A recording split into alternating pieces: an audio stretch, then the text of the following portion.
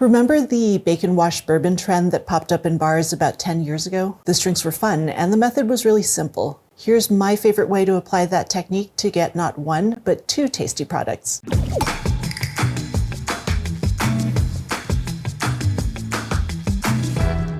Bacon washing is where you combine bacon fat with a spirit. Given a little time, the bacon flavor gets transferred to the alcohol. Then the fat is removed, and what's left behind, the bacony booze, gets used in cocktails. That same process can be used to infuse butter flavor into spirits too.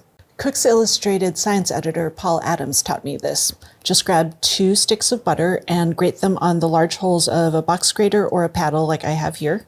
What I like about this method is the butter stays solid. What that means is the milk solids and water that's in the butter, they remain bound in that fat and they don't cause the booze to become cloudy. After the butter is grated, we're just going to transfer it to a mason jar. I promise this all fits.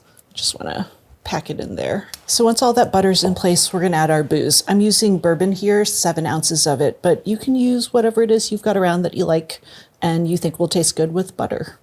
Now I'm going to transfer this to the fridge. After 1 to 2 days, strain through cheesecloth, and you'll have bourbon flavored butter and butter flavored bourbon. So what can you make with these 2 things? This bourbon is great in a classic cocktail like a Manhattan or an old fashioned, or in Joe Gitter's Autumn in New England. You're going to muddle sage and maple syrup and then add buttery bourbon, apple cider, and cider vinegar. Shake to chill and then double strain. What you get is a cocktail that balances sweet apple with that herbaceous sage, all rounded out by a little bit of butter. It's all the flavors of fall in a glass. As for the butter, you could add some hot honey to make a compound butter, or you could turn it into a buttercream for piping onto cupcakes. Easiest of all, just spread it on some toasted bread, add a dollop of jam, and you've got an amazing snack. If you're not into bourbon, give this a try with rye, rum, or tequila. This butter, it's going to keep for a few days, and the spirit will keep for about 2 weeks.